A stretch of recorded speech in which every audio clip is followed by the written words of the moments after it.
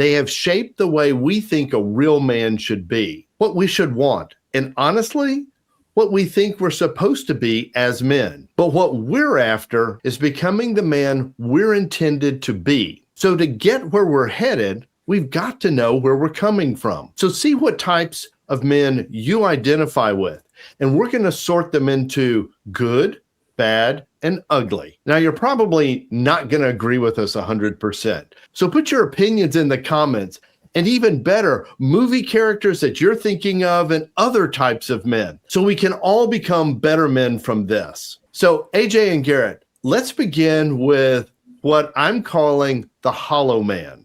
This guy's definitely all over the movies, for sure. The looks like he's really put together on the outside, and then you kind of get a peek behind the curtain, right? And you're like, ooh, yeah, there's not much meaning in this guy's life, actually.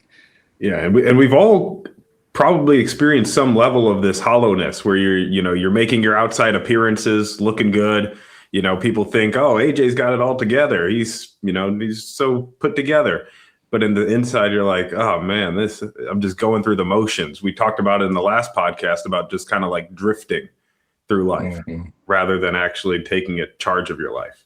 Yeah, I can relate to the hollow man. I've been hollow at times.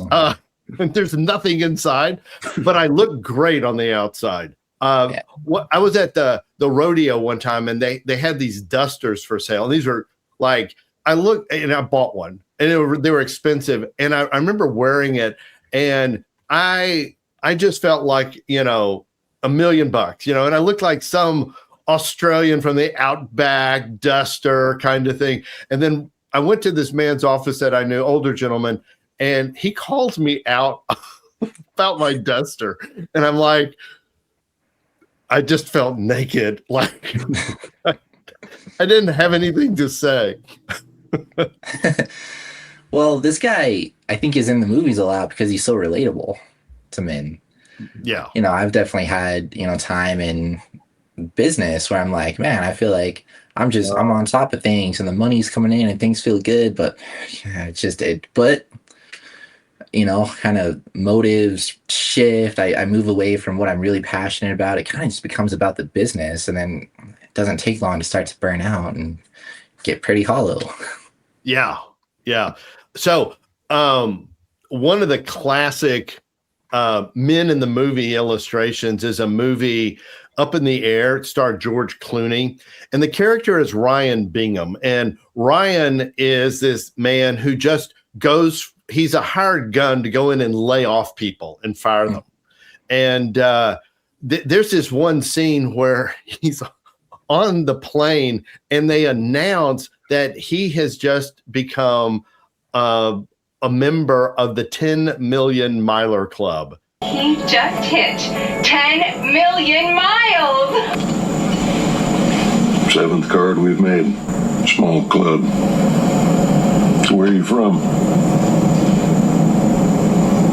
I'm from here. The pilot sits down with him and says, "You're so young. You're like the youngest 10 million miler person. How on earth have you been able to do this?" It's because he doesn't have a life, but he looks so good. Yeah, I think he says in the movie, he's like, I spent like 3 weeks at home last year and it's the worst weeks of my life. So I don't know, something like that. But yeah, you just see like, yeah, this guy has absolutely nothing. He has no reason to want to be home. So by the way, if you want to see Ryan Bingham in action, go to trektalks.org. There's a link down below. Just log in. It's the episode titled Choose Your Fate. It's right at the very beginning. And just watch Ryan, and then I give a little commentary on all of that. I think you'll love it. George, I'm wondering if a guy models his life after this character, because this character does look good on the outside. Right. It is kind of attractive. What do you think a man's life looks like if he models his life after this man, like 10, 20 years out? Yeah, it's not sustainable. You can't hold it together. I just saw this little short on this, bodybuilder who was considered to have the most beautiful physique in the world. And and he quit. He just kind of vanished. And so he's being interviewed on this podcast, and what he says is his life just felt hollow. He's going like everything he thought it wasn't. And it looked like it was the pinnacle of success, the pinnacle of happiness. You don't find any of those things there. And I've seen that with CEOs, top CEOs. I'm talking hundreds of millions of dollars. They've achieved everything. And they've just got this empty life. They don't even know the names of their kids. That's an exaggeration, but it's kind of like that. Yeah, no, for sure. Yeah. And could we kind of like summarize this hollow man as kind of a man who's decided to value what the world thinks of him more than what he thinks of himself? It's a man who's decided to kind of follow the script of life so that he looks good, but he never really cares if he actually feels good. It's chasing success, right? It's this super driven guy who works pretty hard to make sure he looks good on the outside. So yeah, I mean, you get a little peek behind the curtain and you see it takes a lot of effort. Yeah. It's hollow. I mean, there's nothing really behind it. Yeah. So good, bad, or ugly? Where do we vote on this one? I would just say bad. Yeah, I'm going to say bad. I'm leaning toward bad. Yeah. Well, it's good on the outside, bad on the inside, bad for the individual. I think it could get ugly pretty quick, though. Well, I could lean toward good because it's like those chocolate bunnies you get at Easter that they look great and you think they're solid chocolate and you bite into them and they're hollow. Oh, yeah. How's that for a summary, AJ? AJ, how's that for a summary of the hollow guy? Yeah, I would be more closer to Garrett, though. I think it's bad teetering on ugly because it's bad in the current state, but, it's setting yourself up for like an ugly midlife crisis down the line. Yeah. Well, and it's so fragile, right? Because what if you lose your job anymore? What if he loses his status and it all just crashes, and then what if he's got to sit at home? He said he's got nothing going on at home. On these types, they're all kind of overlap to some extent. But this is the I don't need anybody character type, very independent and emotionally locked up. And let's call them the Lone Ranger. It's kind of a desirable character type for men. It seems cool. You seem rugged, feels untouchable. And that's kind of how we all want to be in a certain way where, we just have this bravado about us that, we don't need anybody. We're our own support system. This starts young. I remember my son, he might have not even been 2 years old. And he's going, Dad, I can do it. Yeah. I don't need anybody. I can do it. So this starts very early. Yeah. And it's another attractive character in a movie too, man, right? Because this guy then can just like take care of himself, roll in, roll out. It just kind of feels emotionally safe. Like this guy's not getting hurt by people because he's never around anybody. So he's tough, right? There's a movie, The Lone Ranger, and TV shows and all that kind of stuff. But the Lone Ranger really wasn't alone. He had Tonto. He's not a good example. I mean, how can you be the Lone Ranger, but then you have your sidekick, But a great example of this character is you got to go to the Westerns. It's a character John Wayne created called Rooster Cogburn. He's a federal marshal. And it was remade. Jeff Bridges plays Rooster Cogburn. But there's a scene in this movie that is classic Lone Ranger. 4 men are lined up in a field against him, and it's 1-on-4, and he goes after them. Guns blazing, horses, the whole thing. Feel your hand, you son of a bitch!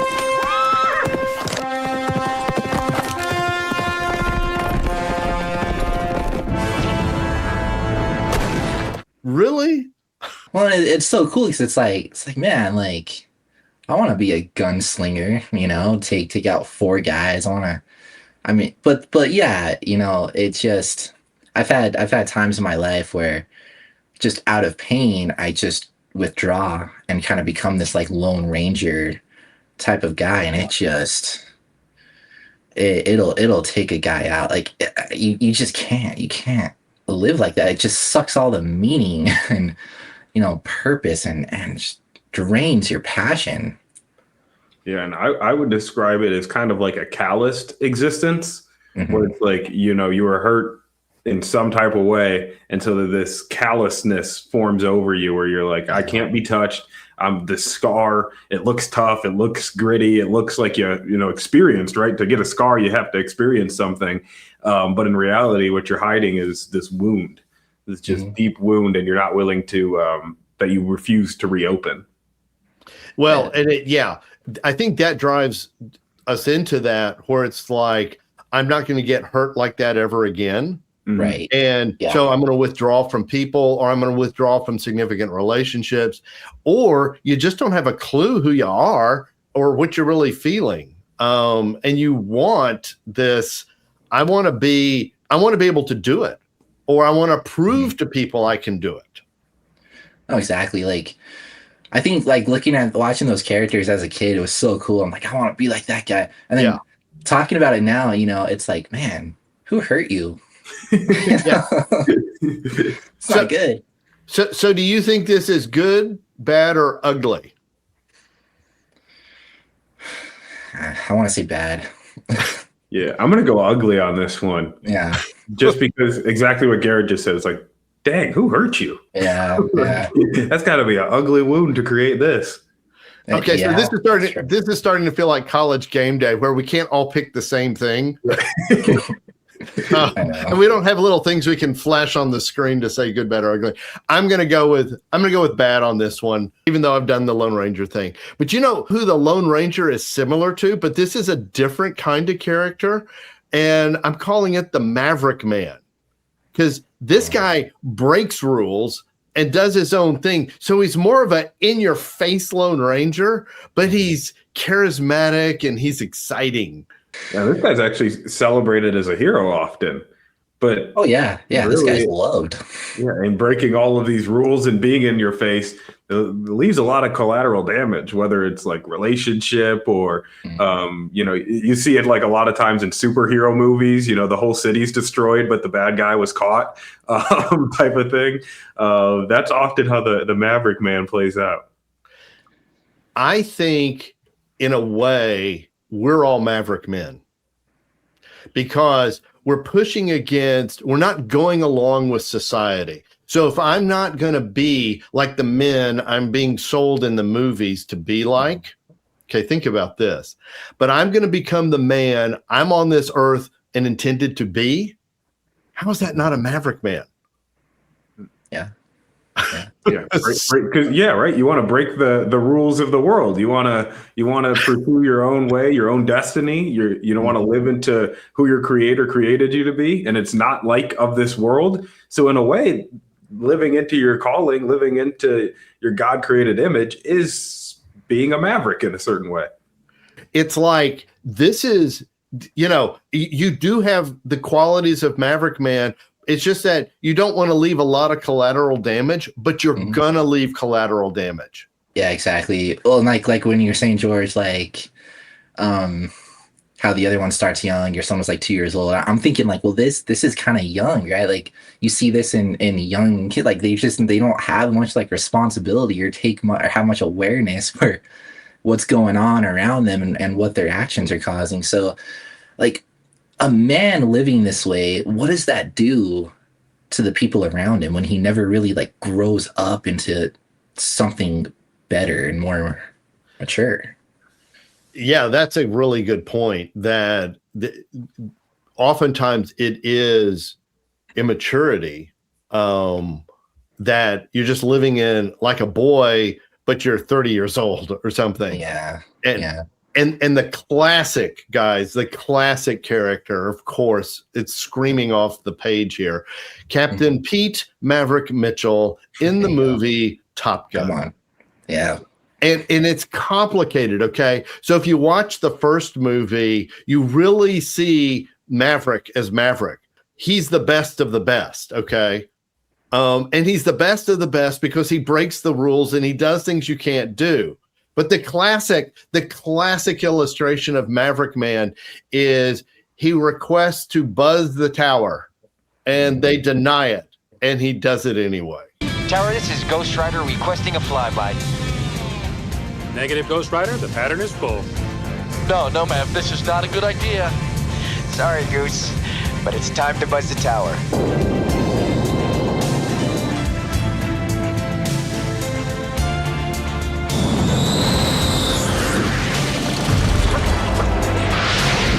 Goddamn son of a bitch.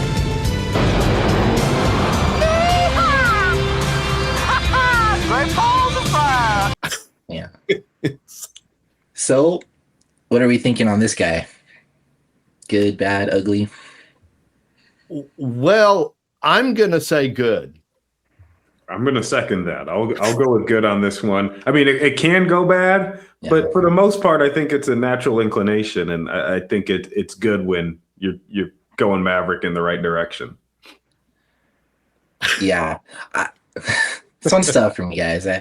I'm maybe a little biased. You know, I think I've lived like this a little bit, but I've seen the consequences of living like that of people around me, and I'm probably kind of hard on myself about that. Yes, I'm going to lean bad. Okay, I'm saying good, and here's why. Because Maverick Man, if Maverick Man becomes Reflective Man, that's a really powerful man. Okay. And you see that in the second Top Gun movie. And the scene you see it in is when he goes and visits Ice. Ice, in this one moment, says to Maverick, "You need to let go." And Maverick tears up. And for the first time, maybe ever, he's honest. Bradley Bradshaw, a.k.a. Rooster. I understand he used to fly with his old man. Goose. I don't know how. It's not what I am. It's who I am. How do I teach that? The Navy needs Maverick. The kid needs Maverick. You'll have to find a way back on your own. This is over. Says, "I don't know how." That's a man who's beginning to start to think about what he thinks about. That's a reflective man. You can really see the path there, that if he, well, like you said, when he starts to think about what he thinks about is reflective, but still has that like Maverick part of him, that could be so good, dangerous, but it's good. You know? Yeah, exactly. Okay, so then what about the selfless man, who he's willing to pay the cost for others' good, you know, the family, the team, the mission. He's not a doormat, you know, he's strong enough to choose when to sacrifice. But at the end of the day, you know, he's willing to put himself aside for the greater good in any circumstance. Yeah, selfless service is one of the hallmark tenets of like special forces in the United States. I know the university I went to, it was one of the core values, selfless service. Honestly, it's scary. Yeah. Because you got to lay your life down. Mm-hmm. Yeah. It's one of those characters in a movie that it just hits differently, right? It is super attractive, but it's a different kind of feeling. You know, it's like these other movies that we've talked about so far, like the Up in the Air, like the Lone Ranger stuff, the Maverick, like you can put that stuff on, just kind of casually watch it. But like when the Selfless Man is in a movie, like you something deeper stirs up and you want to watch this guy. Yeah, the movie 1517 to Paris features these three American men. One is military, and they're on a train to Paris, and it gets hijacked by terrorists.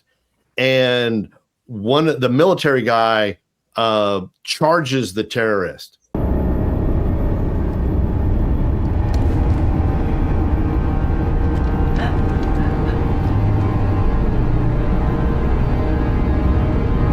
Spencer, go!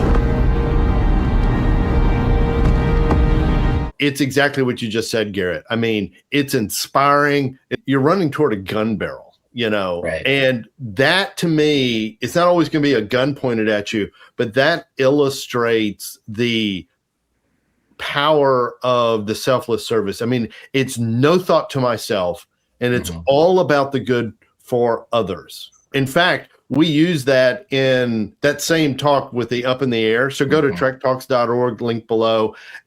Just do the little login thing and go watch that. It's a little bit later on in the talk. And then I talk about that because it'll wreck you. I mean, you will go, oh my gosh. And then you're going to be so inspired to do more. It's really incredible actually seeing those two, because we have the up in the air, like you mentioned, George, and you're like, oh yeah, this guy. But then you see Hollow Man, right? You see the Hollow Man in action, and then you see this guy. Yeah. And it's a stark contrast. It's like yeah. You gotta watch it. It's what we do here at Trek, right? Yeah. So Selfless Man, I don't even know if we need to take a vote, but good, bad, or ugly. I think a good guy. Yeah, I think it's good. I think we'll all say that. So I can't believe we're going to do this. Let's go from Selfless Man to the nice guy. What's a nice guy? Well, you would think that the selfless man is a nice guy, and he probably is pretty nice, but that's not the defining characteristic. It's the selflessness.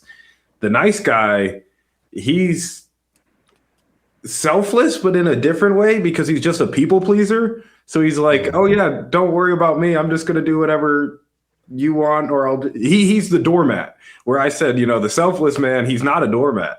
But this nice guy, he's just a doormat. He just wants to do whatever. He'll just say whatever somebody wants to hear, do whatever someone wants him to do. He's got no opinions, no feelings, just whatever your opinions and feelings are my opinions and feelings.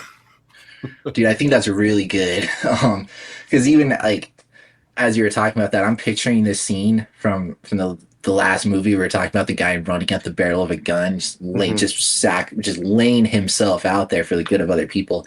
The nice guy. Now, this is what's weird, right? It's like you said, AJ, that guy, the selfless guy, might be described by some people like, oh, he's a really nice guy, But I don't think, and tell me what you guys think, but I don't think that a true nice guy like we're talking about here would do what he did.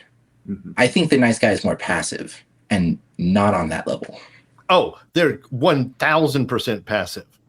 Yeah. No, I can't stand. Okay, I'm going to get on my little soapbox here. I can't stand the word nice when it's describing men. And I really don't like it when you say, you tell your son to be nice. No, that's not what you mean. What you mean is be kind. I'm all for being kind. But being nice, it's everything, AJ, you just said. You're just this doormat, people pleaser. It's like whatever it takes. You see this guy in the Hallmark rom-com movies, okay? And they're, look, it's not in the Hallmark movies, but in other rom-coms, he's playing the nice guy just to get her in bed with him, Yeah. Do you have a movie in mind? Yeah. So it's like my favorite rom-com. Okay, I just said that. The Proposal with Sandra Bullock and Ryan Reynolds. Ryan, yeah. Ryan plays Andrew Paxton, okay? And he's desperate for a job, so he's playing the nice guy just to get the job, but he's also a nice guy, Yeah. And so literally there's this scene at the very beginning of the movie where she says, you can be here for this weekend, right? Or it's something like that. And he goes, well, I was going to go to my grandmother's 90th birthday. And she goes, you're going to be here, right? She's the super competent woman, and he is the nice guy and is doing anything. He gets her coffee. He makes sure it's just right. It's just sickening. I need you around this weekend. You have a problem with that? It's just my grandmother's 90th birthday, so I was going to go home, and it's fine. I'll cancel it. Yeah. You had me watch this movie recently, George, and he's so nice that he even orders her coffee as his coffee, just in case anything happened to her coffee, he could pour it out so she could have it. Like that. Yeah. I mean, and everyone is just terrified of this woman. But, and I'm not going to spoil it, but it evolves and he changes, or he doesn't, I don't know. He evolves beyond nice guy. And so to me, it ends happily ever after because he doesn't end up as a nice guy. But so I think the nice guy is ugly. Can't stand him. I'll just go bad on this one. I don't have such I can't stand the nice guy. But I do find him fairly annoying and spineless. Yeah. I'll say bad. Well, George, you're kind of leaning me toward ugly. when you explain it like that, because nice is just so, it's so like popular, right? It's super like, like it's a compliment. Well, it's not, but it's used as a compliment, and it's like, but yeah, when you guys are unpacking it like that and talking about this guy in the movie, you're really kind of, if you're just people pleasing, you're not living into any kind of true strength as a man. So yeah, I'm gonna go bad. Well, this slides us right into a similar but different kind of man, and I want to call him the hapless man. He's ineffectual. Life just happens to him. He's also got a lot of qualities of the nice guy, but he's not decisive. And it's often played by men to get laughs.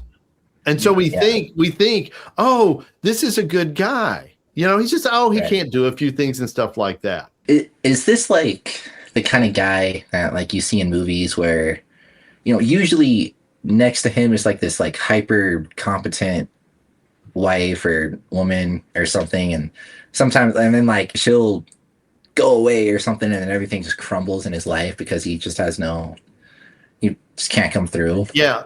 It's different than Ryan Reynolds as Andrew Paxton in The Proposal, because he's actually very competent. I mean, he can get the coffee right. The hapless guy, he can't even see his way out of a paper bag, and he's also nice. It's just, but it's more pathetic. Mm-hmm. Okay. Yeah, and I see this kind of weirdly enough, I kind of see it in the same way as the Lone Ranger. Very, very different in terms of competence, but in terms of this hapless guy only comes about because there's got to be some ugly wound in the back. There has to be at some point he made the decision, or he figured out, or he just thought, I can't do anything. And so he lived into that identity of I can't do anything. Whereas the Lone Ranger, he said, this will never happen again. This guy goes, oh, this is just going to be life. It's going to happen over and over and over again. I will just continuously fail. And then he uses that for comedy to, I'll just be the laugh track for everybody, I guess. Okay, so I got a little riled up on nice. This guy, I think, is the most insidious character in film for men. And the reason is because he never initiates. And he can't stand up to or be on the level with super competent women. And so he just let life happens to him. And this has been, we should do a whole podcast on this at some point. But this is the guy where this character, you see it in old TV shows. I watch reruns in the 1950s, Dick Van Dyke Show. He plays his hapless husband, but at the office, he's a good comedy writer. But it's all for the laughs, but it's subtly tearing down men. And you like movies like Home Alone, okay? How many lines did the dad have? And what was the mom doing about Kevin? Oh, wow. Mom was doing everything. And what did the dad do? Remember? He didn't do anything. Nothing. He did nothing. Yeah. He's like, oh, we'll just get on another flight or something. And I mean, he's got like 3 lines in the whole movie. But it's funny. Oh, it's so funny. Ha, ha, ha. There's an old movie called Mr. Mom. It's the same. These were all movies in the 90s. And now I've only seen the trailer. Okay. And it's called The Breadwinner. I like Nate Bargatze as a comedian. I think some of his comedy is funny. He's done some SNL skits that are absolutely hilarious. But I am sorry, just based on the trailer, because the movie's not come out yet, but just based on the trailer, he takes Hapless Man to a whole new level. And it's just pathetic. Dad, you're going the wrong way. To your school. To any of our schools. You don't know where our schools are? I'm gonna call Mom. What? No, give me the phone. Hi, what's up? He literally doesn't know where his daughter's school is. Okay. That's, and well, we think that's so funny, and well, there's a lot of men that don't know where their daughter's school is. Not true. That is not true. Don't buy into that kind of hapless guy lie. Yeah, and I'll kick off the voting on this one. I'm going to go straight up ugly. The way the nice guy makes you feel, George, this is how the hapless guy makes me feel. He's just so frustrating, and it's like, how are you not going to know where your daughter's school is? Like, you need to the weaponized incompetence, or just you become an absolute burden to everybody around you when you live in this hapless way, because you're just freaking useless. So it's like, get out of here. Like, just stop. Like, I can't stand these guys. Weaponized incompetence. Wow. Yeah, I'm ugly in all caps. Meh, meh, meh. Warning, warning. Yeah, this is an ugly guy for sure. It's ugly, and I like that word you used, George, when you said this is insidious. Because like when you were describing Home Alone, I've seen Home Alone. I don't know that I would have called that out or picked up on that about the dad. But it, like, when you said it, I'm like, what is he doing? Like, the mom's on the phone with the police. The mom's running around New York in the freezing weather and at night trying to find her. The dad's sitting in the hotel room. I'm like, come on, man. Like, it's ugly. Yeah, it's ugly. Another type, and I think this is for a lot of men, a lot of us relate to this, the overwhelmed man. Yeah. Ever been overwhelmed? What did it look like? Never. Garrett's the hollow guy. Oh, dang. Never been overwhelmed. I got everything under control. But no, I've been overwhelmed. I get overwhelmed a little bit regularly. It just feels like there's too many things you're responsible for, and a lot of expectations, pressure to get them done. Kind of like relating to the hollow guy, where it's like, oh, he gets everything done. He's got it all together. The overwhelmed man kind of relates to that, where it's like, yeah, I've got all this stuff that I got to keep going so that I could keep being put together.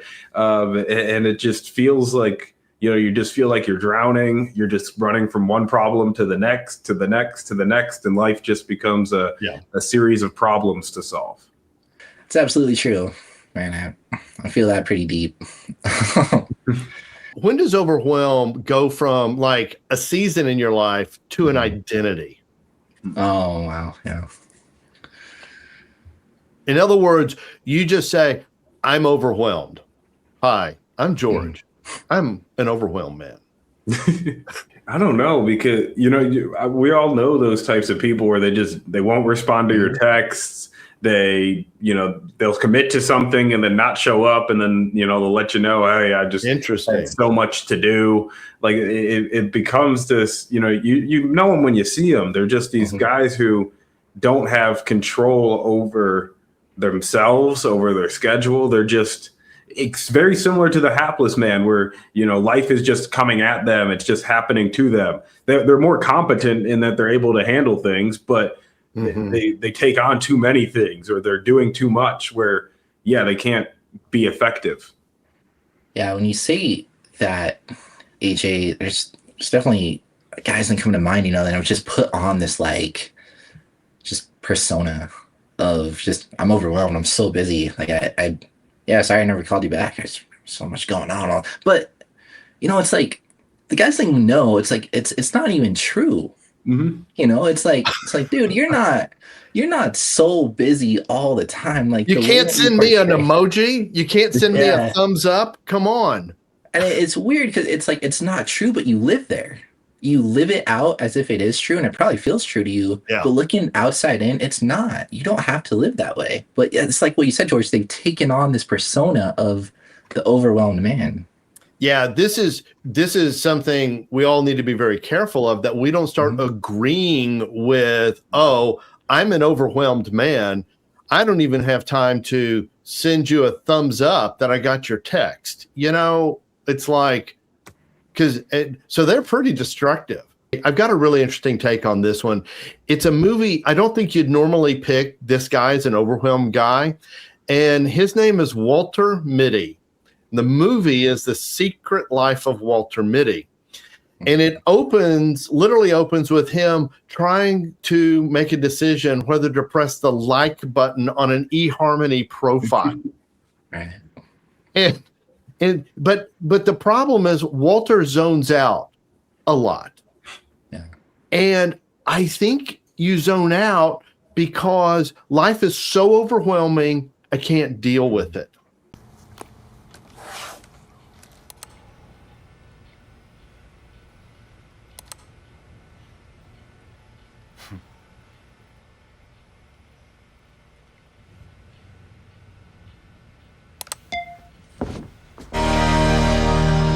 How'd you get to Afghanistan? Through Yemen? Violent place. That's why the airfare is only $84. And in fact, if you want to see the trailer with like some of my commentary with it, go to trektalks.org. It's the second talk. And the talk is called Adventure.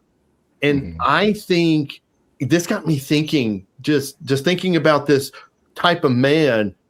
Do you think adventure is the antidote to being overwhelmed as a man? I could see it, but like if you've taken on this overwhelmed identity and then you go on an adventure and you might just find the adventure overwhelming. You will find the adventure overwhelming. Just go watch this at trektalks.org with Walter Mitty. He's totally overwhelmed. He ends up in Iceland and then all these foreign places that are really scary. Yeah, that actually is a good point, because then, it is overwhelming, but then you start to realize, I have what it takes. I can do this. And so no longer are you drowning. No longer can you not like a message or, send a quick reply back. You're like, a lot's happening, but I got this. I can handle it, just one thing at a time. Yeah. I remember this was my last big 100+ mile backpacking trek. In the Bob Marshall Wilderness. It's up near Glacier. And the first day I was completely overwhelmed because we were given wrong directions. And so we literally backpacked full packs like 5 miles out of our way. And it was only supposed to be like an 8 to 10 mile day. We did 15, maybe 20. I don't remember. I was so overwhelmed. But here's the problem. You can't leave the adventure. You're on this thing. You can't go back. There's only one way out, and it's, 90 miles that way, Yeah. So, but I think that's good, because then you start to figure out, oh, wait a minute. So you get back to your regular overwhelmed life and you're like, this is nothing. What did I think was the problem here? Yeah. I've been thinking about it. As you guys have been talking now, I think adventure could be the antidote to overwhelm. Because at least in my experience, like the antidote to something is usually like one of the hardest things to go and do. And for the overwhelmed guy, I think it'd be incredibly difficult for this guy to stop and go and adventure in something like that. But it would probably get him to some breakthrough that he needs. Yeah, I'm going to vote good.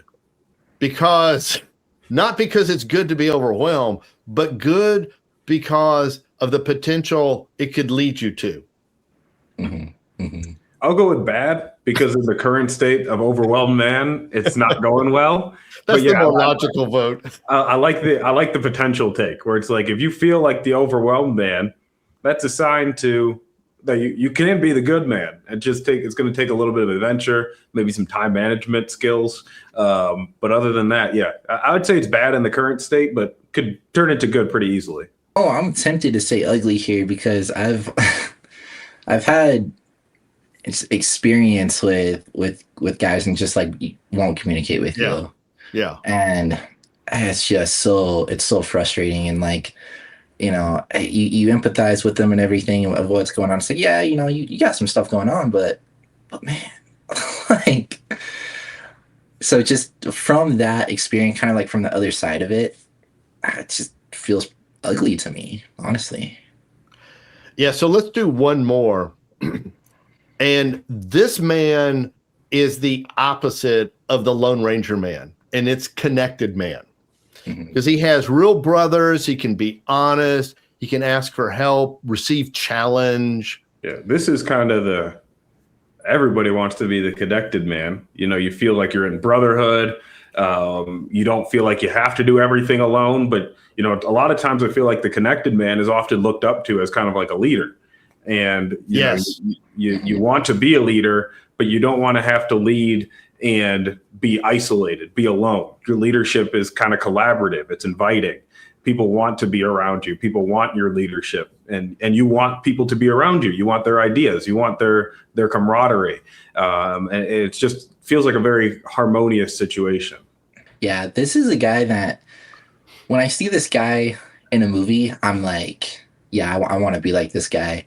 And I feel like what's hard about it is you start kind of moving in that direction, and then you experience some hurt, or you get an overwhelmed man that won't call you back or something. I don't know. And then you kind of start to like slide back, right? You're like, oh, so it's almost like this scale, right? You this connected man that you want to be like, and then you got this like Lone Ranger guy, and you're kind of like, where are you moving? Yeah.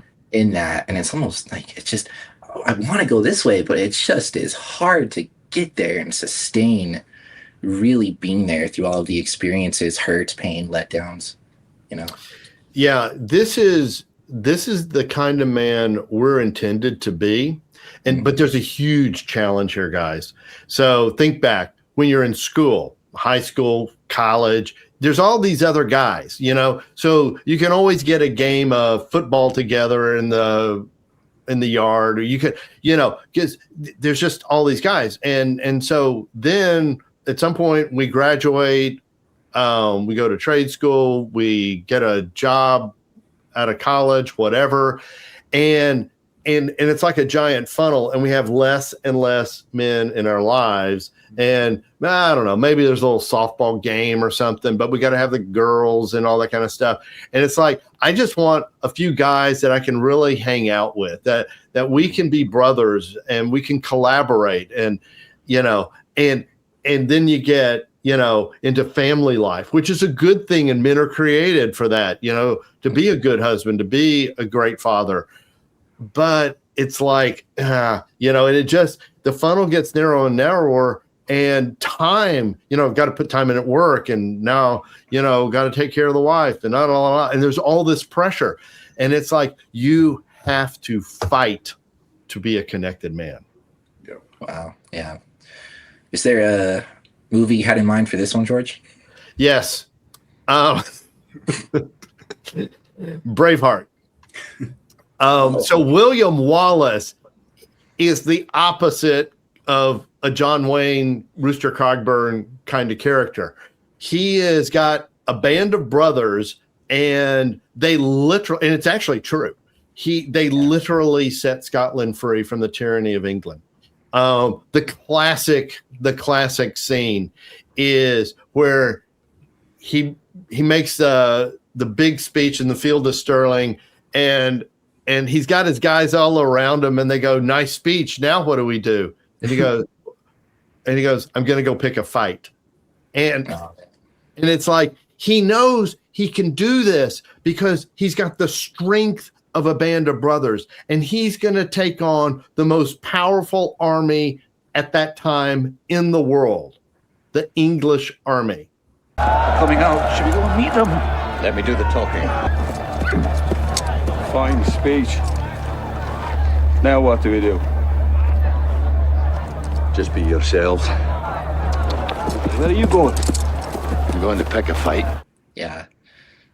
Well, and real quick, I'll add to that because I know that scene when you say like he knows he can do it because he has the band of brothers. Like he's got a band of brothers of good men though, like strong. Like it's not just an army of a lot of men because some of them are like leaving, right? They brought like a hoe, like a gardening hoe, and like one guy's got a shovel, and those guys are like, I'm out of here. They're looking at the army across. Like, I'm not gonna die here. We're gonna die. You know, his band of brothers aren't those guys. His band of brothers are like good, strong, you know, dare I say, real men. And it's infectious. And his band of brothers infect the entire huge group of men that are there to fight. Mm-hmm. You'll have to see the movie to see how it all turns out. Yeah. So on voting on this one, I think this one's probably going to be unanimous, but I'll actually, you know what? I'll actually change the scale. Okay. Instead of good, I'll call him great. Well, see, I was about to say that and you stole my line. Yes. Wow. Good to great. It's a book on business. But yes, I would vote great. I think it's great to be a connected man. And you have to fight for it. Yeah, it's who we're meant to be. Yeah. I'd say great. So, Garrett and AJ, what's one thing y'all are hearing in this whole conversation to take away? I would just say, you know, movies are entertainment, of course, but I would say just watch them critically. And when you see men in movies, think of what are they trying to say about me? Do I agree with this? Do I disagree?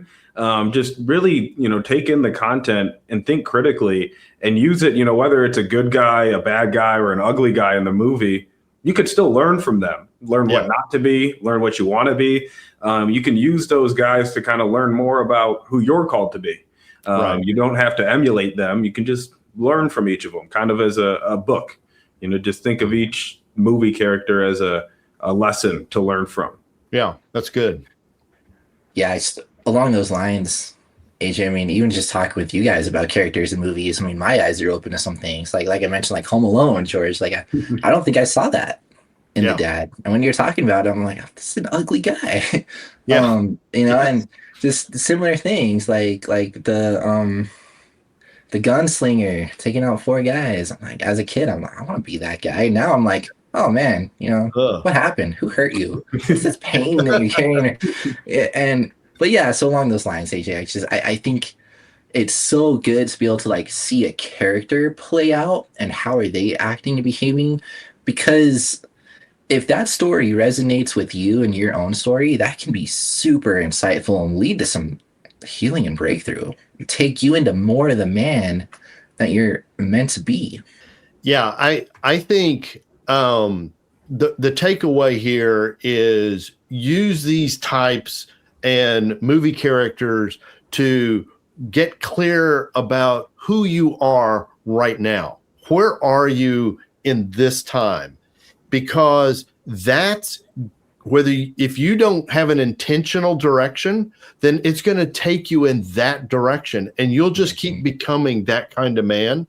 If you have direction and you go, I want to become the man I'm intended to be, and you go on that journey, that trek to figure out who am I and why am I supposed to be here and what am I supposed to do, then these characters go, okay, this is where I am. Now I can start to set a course to where I want to go. And those characters are in movies too, guys. And so emulate them. Well, and like, oh, absolutely. Like in the first Trek Talk, you know, we have the hollow guy compared to the selfless guy. Right. And seeing those, like I said, seeing those side by side are really, really exposing to be like, if I'm here, I can see how I can start moving in the direction of being more like this guy, which is actually who I'm meant to be as a man. So as you watch men in the movies, I want you to ask yourself, is this the kind of man I actually want to become? Or am I just following a script that someone else wrote for me? And yeah, just to pick up on what Garrett said, go to trektalks.org, watch those scenes that we're talking about. I know you're going to like it. Leave your comments about what other types there are, what kind of characters, movie characters. We want to grow in this with you. And until next time, may you live truly free.